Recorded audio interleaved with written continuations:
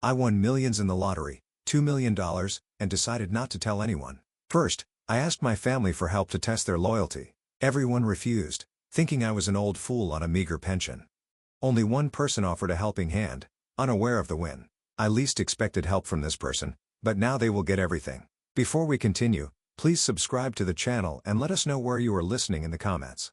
The lottery slip trembled slightly in my weathered hands as I carefully filled in the familiar numbers, 7, 14, 23, 31, 42. Each digit carried a memory: Margaret's birthday, Tatum's, Finnegan's, Roderick's, our wedding anniversary. The bonus number 18 for Ellis, my late brother's boy, $20, same as every month for the past 3 years. Dad, what's wrong with you? Tatum's voice cut through the autumn air before her car door even slammed shut. I folded the ticket carefully, sliding it into my shirt pocket as her heels clicked angrily across the wet driveway. The screen door burst open without a knock. I saw you at Miller's Corner Store. She stood in my kitchen doorway, mascara smudged, her salon uniform wrinkled. $20? Dad? $20 whole dollars while I'm canceling appointments because I can't afford gas? Good afternoon to you too, sweetheart. I remained seated at my kitchen table, hands folded. She yanked the lottery ticket from my pocket before I could react. These stupid numbers. You think you're going to win? You think some magical fairy is going to make us rich? Give that back, Tatum. No. She waved it above her head like evidence in a courtroom. Do you know I owe $18.50 for Kayla and Mason's school supplies? $18.50? But here you are, throwing away $20 on Fantasyland. I stood slowly, my knees protesting. I've given you $3,200 this year. Finnegan got $4,800. Roderick $2,100. You want me to count every grocery bill, every electric payment, every emergency car repair? Her face flushed red. That's different. That's family helping family. And this is my money helping my hope. Your hope? She laughed bitterly. Dad, you're 68 years old. You live on a pension and Social Security. Every dollar counts. Every dollar I earn. My voice dropped to barely above a whisper. Every dollar I saved working double shifts at the factory while you kids were growing up. Every dollar I chose not to spend on myself so you could have decent clothes and school lunches. She clutched the ticket tighter. I'm not asking for much. You're asking for everything. The words came out harder than I intended. You want my lottery ticket money? Finnegan wants my investment decisions. Roderick wants my emergency fund. When do I get to want something? Tatum's eyes narrowed. What you want is stupid. What I want is mine. She stared at me for a long moment, the kitchen clock ticking between us. Outside, rain began pattering against the window. Finally, she threw the ticket onto the table. Fine, waste your money. But don't come crying to me when you're eating cat food because you spent your last 20 on pipe dreams. The front door slammed so hard the coffee cups rattled in their saucers. Through the window, I watched her Toyota spin gravel as she reversed out of my driveway. The red taillights disappeared around the corner, leaving only the sound of rain and my own breathing. I picked up the lottery ticket, smoothed out the creases her fingers had made. The numbers looked back at me, my family's birthdays, the dates that once meant celebration and cake and laughter. Now they felt like accusations. 5 hours later, as autumn darkness settled over Milford, I sat alone with a cup of coffee gone cold. The lottery ticket lay on the table beside yesterday's newspaper. That's when my phone began to ring. The soup was just starting to bubble when the phone rang. I'd been stirring the chicken noodle slowly, watching steam rise from the pot, trying not to think about Tatum's words echoing through my empty house. The caller ID showed Finnegan's number. Hey, Dad. His voice carried that careful tone he used when he thought I needed managing. Tatum called me earlier. She's pretty upset. I set down the wooden spoon and leaned against the counter. I imagine she is. She said you bought another lottery ticket today. $20? That's correct. A pause. I could hear a keyboard clicking in the background. He was still at his office downtown, probably working late on some project that would prove how indispensable he was to his company. Dad, we've talked about this before. $20 might not seem like much, but it adds up. That's $2.40 a year. Over 5 years, that's $1,200. Mathematics was always your strong suit, son. I'm being serious. His voice sharpened. You're on a fixed income. Every expense should be carefully considered. I gripped the phone tighter. Like the $7,300 in credit card debt you couldn't cover last year? The debt I paid off so your credit wouldn't be ruined? Silence. Then. That was different. That was an investment opportunity that didn't pan out. And this is my investment in hope. Hope doesn't pay bills, Dad. Neither did your cryptocurrency venture, or your friend's restaurant, or that multi-level marketing scheme you swore was going to make you rich. Those were calculated risks based on market research. No, I turned off the burner under the soup. Those were gambles, just like this lottery ticket. The only difference is, I admit what mine is. Finnegan sighed dramatically. Look, I'm not trying to control your life. I'm trying to help you make smart financial decisions. Mom always said, don't. The word came out sharper than I intended. Don't use your mother to justify treating me like a child. That's not what I'm doing, isn't it? You call me up, lecture me about $20, while I send you $400 every month for your so-called emergencies. When was the last time you asked how I'm doing? When was the last time you visited just to visit? Another pause. The keyboard clicking stopped. I care about you, Dad. We all do. That's why we worry when we see you making poor choices. Poor choices. I stared at the lottery ticket on my refrigerator, held there by a magnet shaped like a sunflower. Margaret's favorite. $20 for the chance to imagine a different life. $20 for 30 seconds of what if. Finnegan, I need to ask you something. Sure. If I won that lottery, really won it, what would you do? He laughed. Dad, the odds are like 20 million to 1. That's not what I asked. A longer pause. When he spoke again, his voice was careful. I'd be happy for you, of course, and I'd hope you'd be smart about it. Get financial advice. Make sure it was invested properly. Invested properly? By whom? Well, I have experience with financial planning. I hung up. The dial tone buzzed in my ear for a moment before I set the phone back in its cradle. The soup had stopped bubbling. The kitchen felt colder somehow, as if all the warmth had drained out through the phone line. I walked to the refrigerator and looked at the lottery ticket again. 7, 14, 23, 31, 42. Bonus, 18. My family, reduced to numbers on a piece of paper. Numbers that might mean nothing or might mean everything. 8 days passed before the lottery drawing. 8 days of screening my children's calls. Of eating quiet dinners alone. Of wondering when exactly I'd become nothing more than a bank account with legs to them. Thursday evening found me in my recliner.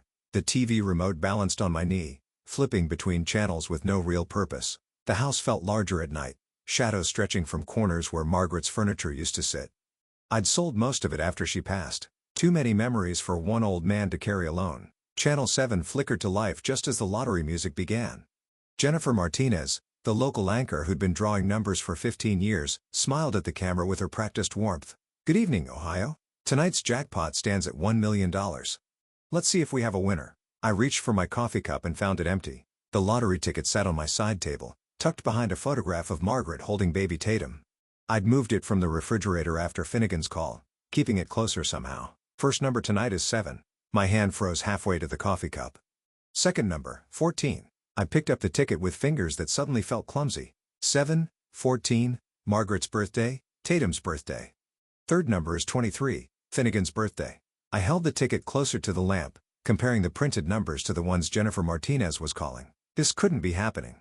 Fourth number, 31, Roderick's birthday. My heart hammered against my ribs like it was trying to escape. I read the ticket again, then again, certain I was making a mistake. Fifth number tonight is 42, our wedding anniversary, October 22, 1982. 42 years of marriage compressed into a single digit on a slip of paper that suddenly felt electric in my hands. And tonight's bonus number, 18, Ellis, my nephew's birthday. The boy I barely knew but loved anyway, the son of my brother who died too young. I'd added 18 on impulse 3 years ago, thinking families should stick together even on lottery tickets. Jennifer Martinez was saying something about checking numbers carefully, about claiming procedures, about how winners had 180 days to come forward, but her voice sounded like it was coming from underwater. I stood up too fast and nearly dropped the ticket, $1 million. I walked to the kitchen on unsteady legs and spread the ticket flat on the counter under the bright overhead light. 7, 14, 23, 31, 42, bonus 18. The numbers stared back at me, innocent as rainfall. I'd chosen these numbers because they meant family, birthdays and anniversaries, the dates that marked our lives together. Margaret would have laughed at the irony. The family that had spent 2 days this week telling me I was stupid for buying lottery tickets had just made me a millionaire. $700,000 after taxes according to the television, more money than I'd made in the last 10 years combined, more money than my father had seen in his entire life working the coal mines in Kentucky. But as I stood there in my kitchen holding $1 million piece of paper, I wasn't thinking about money. I was thinking about Tatum grabbing this ticket from my pocket, calling my hope stupid. I was thinking about Finnegan's lecture about poor financial choices. I was thinking about how quickly they'd calculated what I owed them, but never what they owed me. The ticket felt heavier now, weighted with possibility and revenge in equal measure. I walked to my bedroom and opened the small safe where I kept Margaret's jewelry and our important papers. The lottery ticket slipped inside next to her wedding ring and the deed to the house. Before I closed the door, I looked at it one more time. Tomorrow, I would call my children. Tomorrow, I would invite them to dinner at the Rusty Anchor, our old family restaurant. And tomorrow, I would find out who they really were when they thought there was nothing left for them to gain. The safe door clicked shut with a sound like a decision being made. Morning sunlight slanted through my bedroom window as I dialed the combination on Margaret's old jewelry safe. 3 turns right, 2 left, 1 right. The lottery ticket lay where I'd placed it 12 hours ago, next to her engagement ring and our marriage certificate. $1 million reduced to a slip of paper smaller than a business card. I spread my documents across the kitchen table like a general planning a campaign. Driver's license, social security card, the lottery claim form I'd printed from their website at 6 a.m., everything needed to make this real, to transform those numbers into actual money sitting in my bank account. The drive to the post office took 15 minutes through Milford's quiet streets. Maple leaves carpeted the sidewalks in gold and crimson, and the morning air carried that sharp autumn bite that made everything feel possible. I parked between a rusted pickup truck and a soccer mom's SUV, then walked inside with my manila envelope tucked under one arm. Certified mail? The postal clerk, a woman about my age with graying hair and kind eyes, weighed my envelope on her digital scale. 8.50 with return receipt. That's fine. I handed her a $10 bill and watched her affix the green label that would track my lottery ticket's journey to Columbus. How long for delivery? 2 business days usually. Important documents. You could say that. Back home, I sat at my kitchen table with the phone in front of me like a weapon I was preparing to use. 3 numbers written on a notepad. 3 children who needed to learn exactly what kind of people they really were. Tatum answered on the second ring, her voice sharp with morning irritation. Dad, I'm between clients. What's wrong?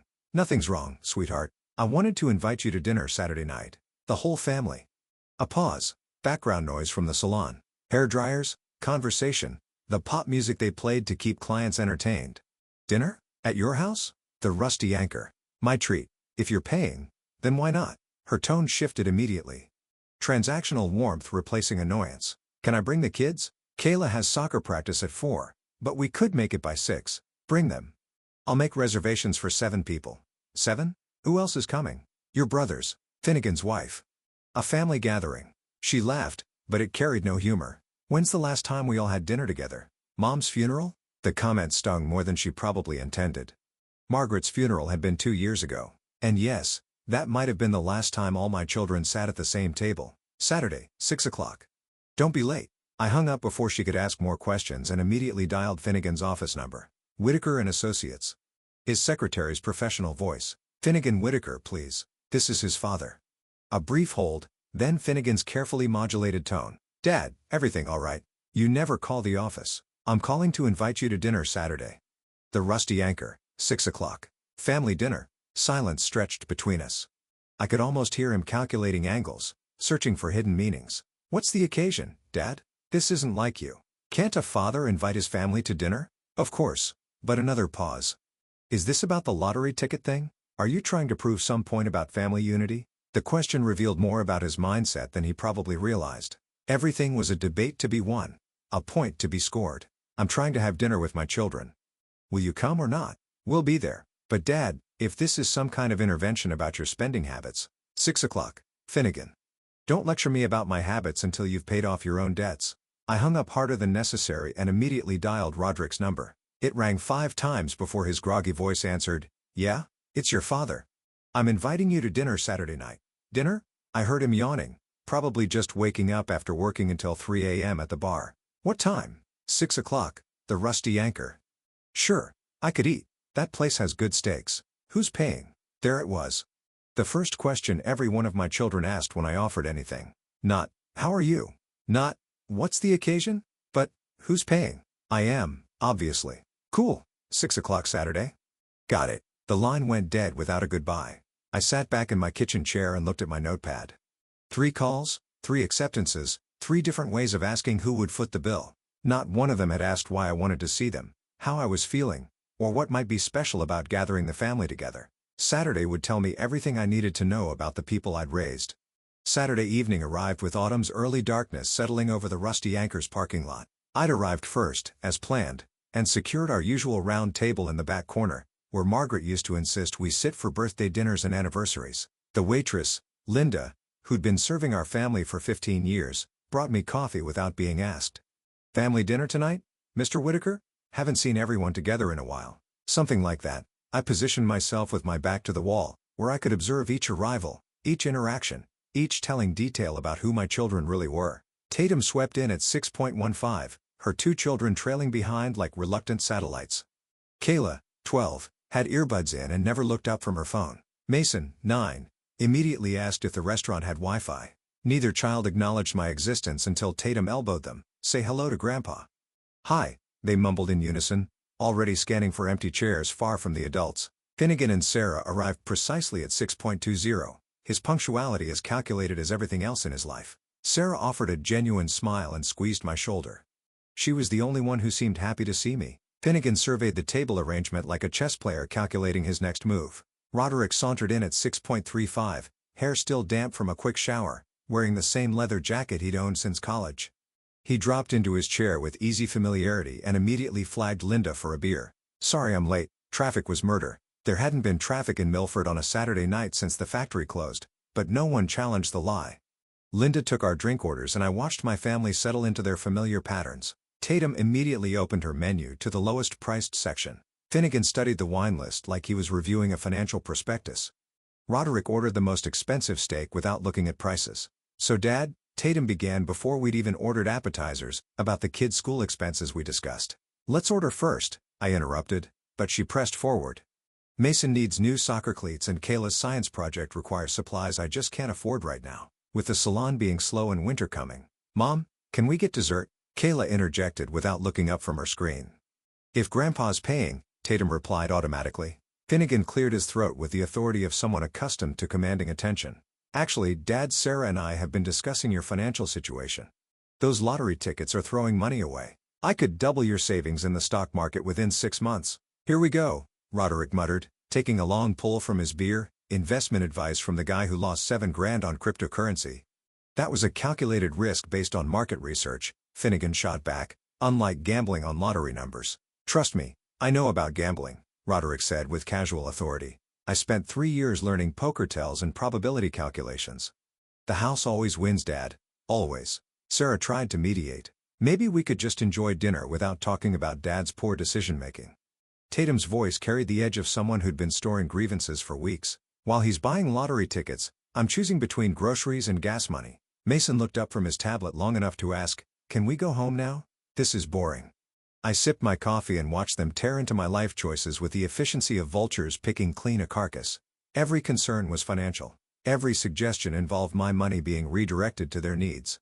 Every criticism assumed I was too old, too foolish, too out of touch to manage my own affairs. The main courses arrived and the conversation shifted to complaints about their jobs, their debts, their endless need for help that somehow always traced back to my wallet. Roderick mentioned rent troubles. Finnegan hinted at business expansion opportunities requiring capital. Tatum calculated aloud how much her children's Christmas would cost. Not once did anyone ask about my health, my loneliness, my memories of their mother.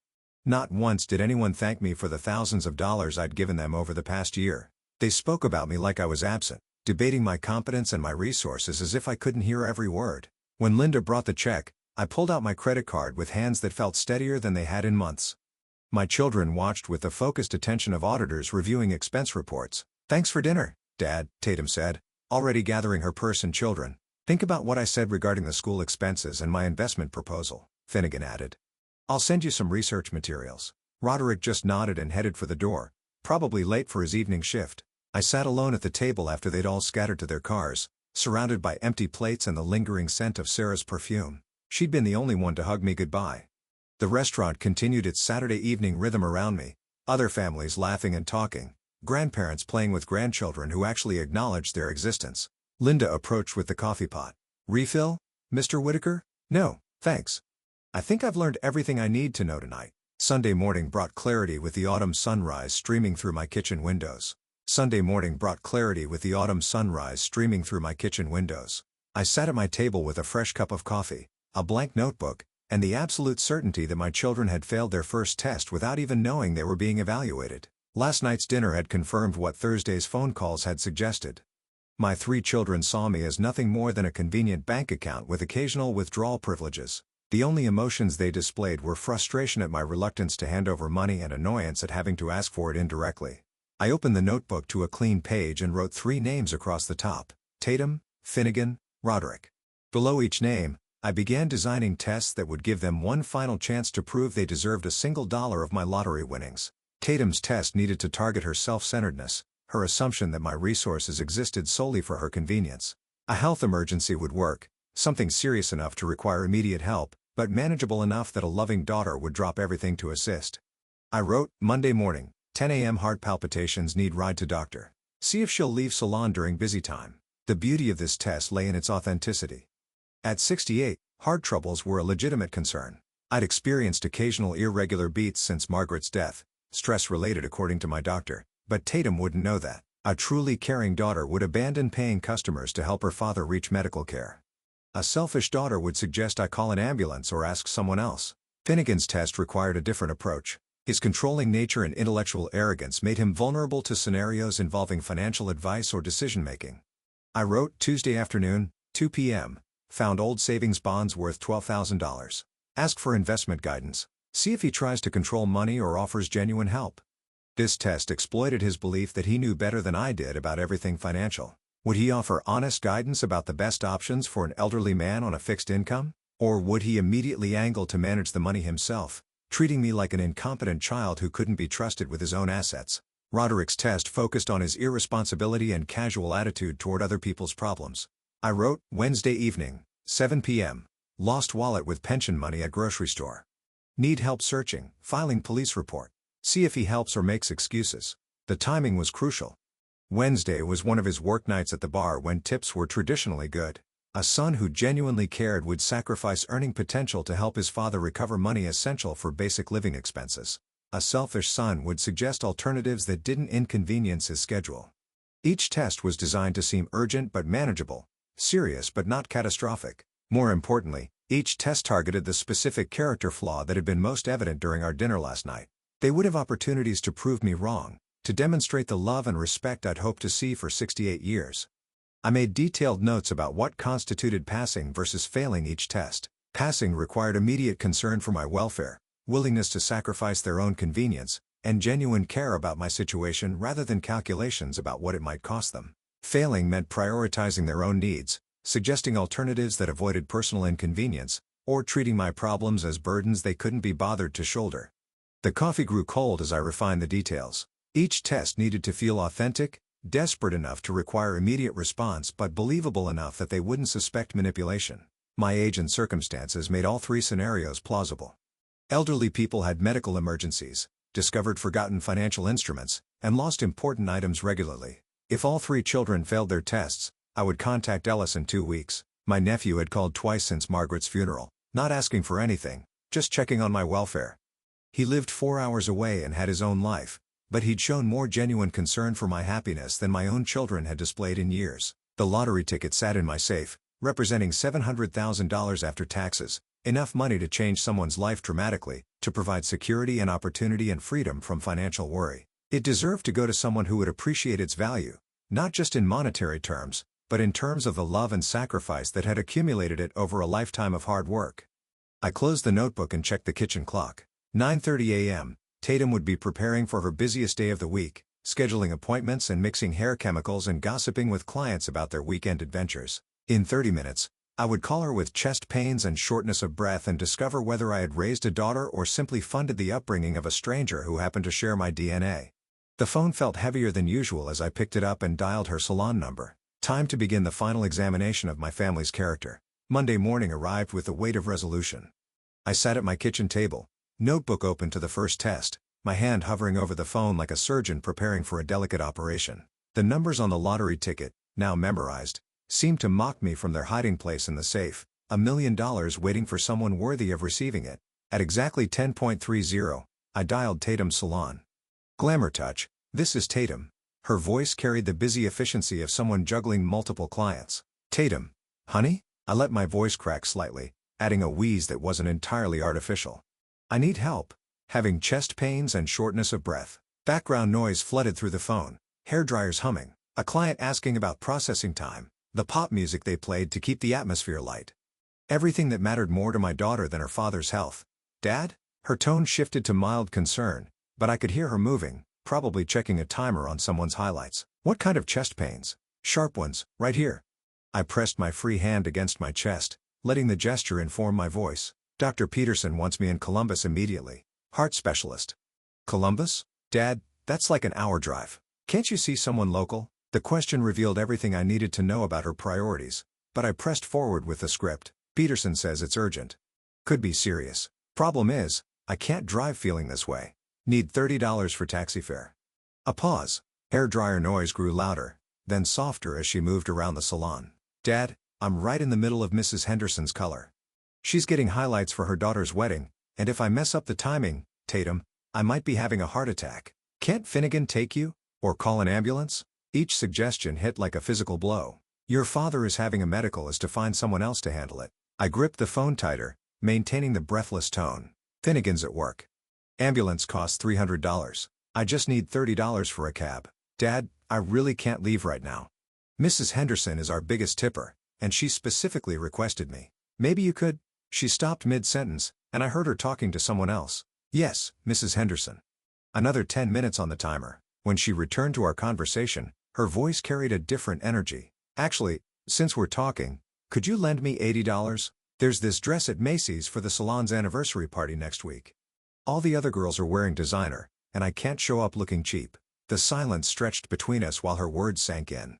Her father calls with chest pains, needing $30 for medical transportation, and she counters by asking for $80 for a dress. The test couldn't have been more conclusive if I'd designed it as a psychology experiment. Dad, are you there? The dress is on sale, but only until tonight. I'm here. My voice had gone flat, the performed breathlessness replaced by genuine emptiness. So, can you transfer the money? I've got Mrs. Henderson under the dryer, but I could run to the mall after work. I looked down at my notebook, pen poised over the space marked Test 1 Tatum. The results were clear. When faced with her father's medical emergency, she'd prioritized hair appointments and dress shopping. When asked for $30 to potentially save my life, she'd requested $80 for vanity. Dad, the connection is breaking up. I'll figure something out, I said quietly. Great. About the dress money. I hung up. The kitchen felt colder somehow, as if Tatum's selfishness had leaped through the phone lines and poisoned the air. I picked up my pen and wrote carefully. Test 1 failed. Prioritize client appointments and personal shopping over father's potential heart attack. Outside, autumn leaves drifted past my window like the remnants of everything I'd believed about my family. 1 test down, 2 to go. But I already knew what the results would be. Tuesday afternoon brought the second test, and with it, the systematic destruction of any remaining illusions about the people I'd raised. I spread old bank statements and investment papers across my desk, creating the perfect backdrop for confusion about modern financial options. At 4:20, I called Finnegan's office. TechFlow Solutions. Finnegan speaking. His voice carried the crisp professionalism of someone comfortable with authority. Son, I'm confused about all these investment options. I let uncertainty color my words, playing the befuddled elderly man perfectly. Could use your expertise. Of course, Dad. What's going on? I heard keyboard clicking in the background, the subtle multitasking of someone accustomed to handling multiple priorities simultaneously. I have some savings sitting in a basic account, earning nothing. Interest rates are terrible. All these commercials about cryptocurrency and stocks. I trailed off, the perfect picture of an overwhelmed senior citizen. The keyboard clicking stopped. How much are we talking about, Dad? Not what are your financial goals, not what's your risk tolerance, but how much money? The question every greedy advisor asks first. Well, I've been careful over the years, saved a bit here and there. I kept it deliberately vague, watching how his interest would escalate with perceived opportunity. Dad, I need specifics to help you properly. Are we talking thousands? 10,000? More? Possibly more. I could practically hear his mental calculator spinning. That's why I need advice. These investment websites are confusing. Listen, Dad. His voice shifted to lecture mode, the tone he used when explaining technology to people he considered intellectually inferior. Basic savings accounts are financial suicide. Inflation eats away at your purchasing power daily. I know, son. That's why I called you. Here's what we'll do. Give me control of the account and I'll move everything into a diversified cryptocurrency portfolio. I could triple your money in 6 months. There it was. Not education, not guidance, but an immediate power grab. The same controlling instinct that had driven him to lecture me about lottery tickets was now focused on controlling assets he'd just learned existed. Control of the account? I let confusion creep into my voice. I thought you'd just give me advice. Dad, you don't understand modern investing. It requires constant monitoring, split-second decisions. You can't expect to manage complex financial instruments at your age. At my age, as if turning 68 had automatically deleted decades of financial responsibility, as if the man who'd managed a household budget for 40 years was suddenly incompetent to make his decisions. I could set up automatic transfers, he continued, his voice gaining momentum with each word. Power of attorney for investment decisions. You'd still have access to spending money, but the real assets would be properly managed. Properly managed by you. By someone who understands markets. Dad, you waste $20 a month on those ridiculous lottery tickets. That alone shows you need professional guidance. The lottery comment stung particularly sharply, considering those ridiculous lottery tickets had just made me wealthy beyond his imagining. I gripped the phone tighter, maintaining my confused elderly act while rage built behind my careful facade. So you'd control my money completely? For your own good? Trust me, Dad. In 5 years, you'll thank me when your portfolio has grown exponentially. I looked down at my notebook, already knowing what I'd be writing. Test 2, designed to measure whether my son would help or manipulate, had revealed exactly what I'd suspected. Given the opportunity to educate his father about investing, Finnegan had immediately attempted to seize control of my assets. I need to think about this, I said slowly. Don't think too long. Market opportunities don't wait for indecision. Even his final comment was pressure. The classic sales technique of artificial urgency designed to prevent careful consideration. I'll call you back, I said, and hung up before he could apply more pressure. I opened my notebook and wrote, Test 2, failed. Attempted to gain control of father's assets under guise of financial expertise. Immediate manipulation. No genuine education offered. 2 tests completed. 2 failures documented. 1 test remaining. Wednesday evening would bring the final confirmation of what I already knew. None of my children deserved a penny of my lottery winnings. Wednesday evening settled over Milford with the promise of final answers. I sat in my living room, the television murmuring local news at low volume, while I prepared for the last test. My notebook lay open beside me. 2 failed tests already documented in my careful handwriting. At 9:45, I dialed Murphy's Pub. The phone rang 3 times before Roderick's voice cut through background noise, glasses clinking, sports commentary from the TV, the steady hum of Wednesday night regulars. Murphy's, this is Roderick. Son, I'm in trouble. I let genuine worry seep into my voice. Lost my wallet in Riverside Park today. Lost your wallet? I heard him moving, probably wiping down the bar while juggling the phone. That sucks, Dad. Cancel your credit cards yet? Don't have credit cards. But I had this week's pension money in there. $150. Bank can't replace the check until Monday. A pause. In the background, someone called for 2 beers and a whiskey. Hold on, Dad. I listened to him serving customers. The familiar ritual of drinks poured and money exchanged. When he returned, his voice carried a different tone. Sorry about that. Wednesdays are busy. Another pause. Dad, I'd help you out, but I lost big at poker last night. Down $300. $300. He'd gambled away twice what I needed, then admitted it without shame or apology. The irony was staggering. My son with a gambling addiction refusing to help his father because of gambling losses. 300? I let shock color my words. Roderick, you said you'd stop playing poker. I mostly have. This was just one bad night. Card games happen, you know. Sometimes you win, sometimes you lose. And last night, you lost my week's grocery money. Come on, Dad. Don't guilt trip me. His voice turned defensive, the tone of someone accustomed to deflecting responsibility. Could you sell those old tools in the garage? They're worth something. My tools, the wrenches and saws and hammers I'd collected over 30 years of fixing everything that broke in our house. He wanted me to sell the instruments of my life's work to replace money he'd thrown away at a poker table. Roderick, I need help, not suggestions for how to help myself. I know, but I'm tapped out right now. Someone called his name from across the bar. Listen, maybe you finally won something on those lottery tickets, huh? The comment hit like a physical blow. There I sat, holding $1 million lottery ticket, listening to my gambling-addicted son mock my lottery habit while refusing to help me recover pension money. The cosmic joke was almost too perfect to believe. The lottery tickets are a waste, he continued, echoing his siblings' constant criticism. But hey, maybe tonight's your lucky night. If only he knew. If only any of them knew that their foolish father had already achieved what they considered impossible. But their ignorance was revealing. Even faced with my emergency, Roderick's first instinct was to deflect responsibility and suggest alternatives that didn't inconvenience him. So you can't help? I asked quietly. Dad, if I had it, you know I'd give it to you. But 300 down is 300 down. I'm barely covering rent this month, barely covering rent because he'd gambled away his income. The pattern was clear. Irresponsibility leading to financial crisis, then requesting help from the father he considered foolish for buying lottery tickets.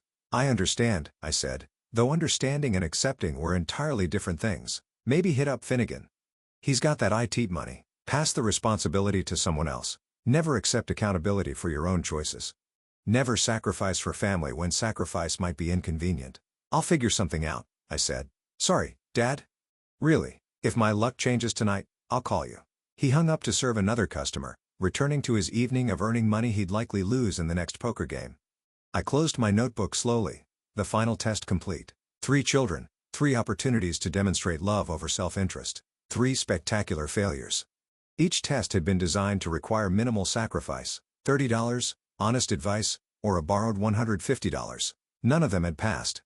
But I knew someone who would. Ella's phone number sat at the bottom of my contact list, added 2 years ago after Margaret's funeral. Tomorrow, I would call my nephew and discover what real family loyalty looked like.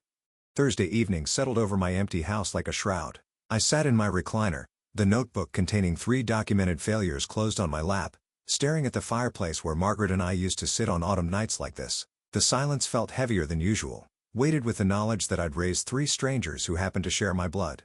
The phone rang at 7:30, cutting through my melancholy like an unexpected lifeline. Uncle Harlan, Ella's voice carried warmth I hadn't heard from family in weeks. The enthusiasm in those 2 words made something tighten in my chest. Ella's son, good to hear from you. Mom mentioned some family stress when I called her last weekend. She said Tatum and the guys have been, well, demanding lately. You doing okay? I pressed the phone closer to my ear, struck by the genuine concern in his voice. When had any of my children asked if I was okay without first establishing what they needed from me? I'm managing. You know how it is with family. I do know, actually. That's why I'm calling. Papers rustled in the background, probably grading assignments. Uncle Harlan, you've always been too generous with everyone. Sometimes people take advantage of that. Take advantage. The phrase hit exactly where it needed to. 3 failed tests had proven that's precisely what my children had been doing for years. You might be right about that, Ellis. Look, I know it's not my place and I'm way down here in Toledo. But if you need anything, money, help around the house, just company, I'm here. I could drive up this weekend. I stared at the closed notebook, then at the phone in my hand. Ellis was offering help without being asked, without knowing if there was anything in it for him, without calculating what it might cost him. Everything my own children had failed to do. That's very kind of you, son. It's not kindness. It's family. Real family. His voice carried conviction that reminded me of his father, my brother Tom. Uncle Harlan, I've always looked up to you. After Dad died, you were the one who made sure I had what I needed for college.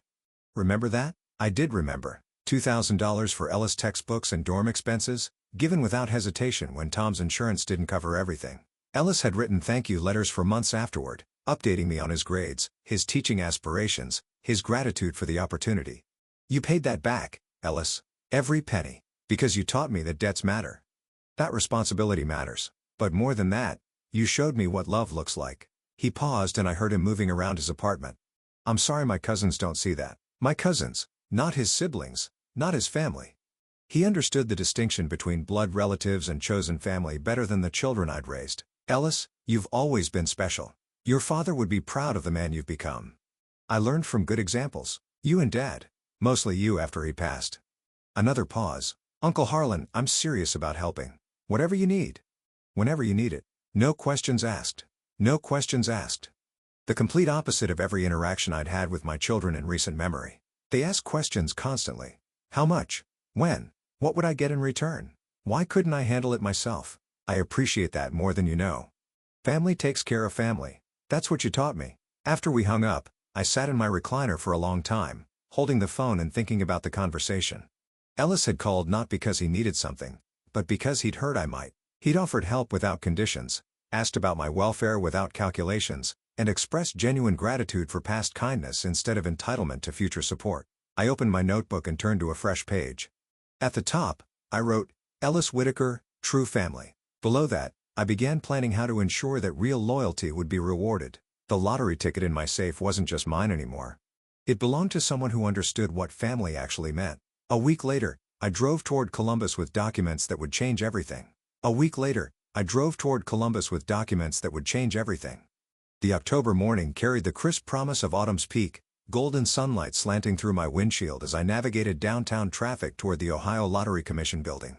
I parked in the government lot and walked through security with my manila envelope tucked under one arm like a businessman carrying contracts. The guard directed me to the third floor where a receptionist with kind eyes and a professional smile verified my appointment. "Mr. Whitaker, congratulations. Ms. Rodriguez will handle your claim." Maria Rodriguez looked about Finnegan's age, wearing a navy suit and the confident demeanor of someone who processed life-changing moments as part of her daily routine. Her office walls displayed framed lottery winner photos, ordinary people holding oversized checks, their faces bright with disbelief and joy. "Please have a seat. Let's verify your winning ticket." I handed her the slip of paper that had caused so much family turmoil. She scanned it under a special light, checked the numbers against her computer system, and nodded with satisfaction. "Confirmed. $1 million jackpot. October 10th drawing. You have the winning ticket." She looked up with genuine warmth. "How does it feel to be a millionaire, Mr. Whitaker?" "Like justice," I said, then caught myself. "I mean surprising." "Very surprising." She smiled and began explaining the process. Federal taxes would take 37%, state taxes 4%, leaving me with approximately $700,000. I could choose annual payments over 20 years or a lump sum. The choice was simple. "Lump sum, please." "I have specific plans for this money." "Excellent. Let me prepare the paperwork." For the next 45 minutes, I signed forms, provided identification, answered questions about tax withholding and bank deposits. Ms. Rodriguez explained winter services, media policies, and financial advisor recommendations. Everything felt surreal. Bureaucratic procedures transforming abstract numbers into concrete wealth. "Your check for $700,000, Mr. Whitaker." She handed me a piece of paper that weighed nothing but represented everything. "Congratulations again. Any immediate plans for your winnings?" "Taking care of family," I said. "The family that deserves it." I drove to Riverside Park afterward, finding the quiet bench overlooking the Scioto River. The check felt substantial in my hands, despite its lightness. $700,000. More money than I'd earned in the last 15 years combined. But the amount wasn't what mattered. What mattered was the justice it represented. Ellis would receive $500,000 in the house.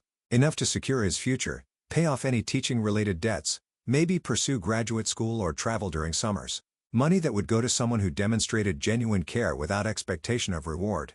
The remaining $200,000 would cover my living expenses for whatever years remained. I'd never need to ask my children for anything again. More importantly, they'd never have the opportunity to treat my financial needs as inconveniences, to be avoided or manipulated for their own gain.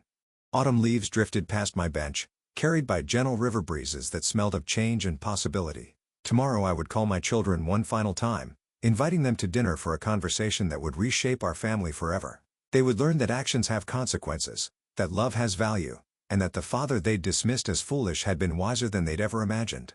I folded the check carefully and placed it in my wallet next to Ellis's phone number. Tomorrow would bring the reckoning they'd earned through their own choices. Saturday evening brought me back to the Rusty Anchor for the final act of this family drama.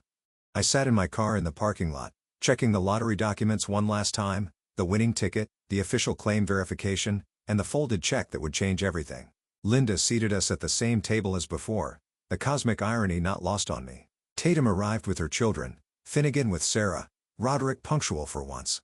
They settled into familiar patterns, Tatum studying the cheaper menu options, Finnegan analyzing the wine list, Roderick ordering premium steak without checking prices. "So what's the occasion this time, Dad?" Finnegan asked after we'd ordered. "2 family dinners in 2 weeks seems unlike you."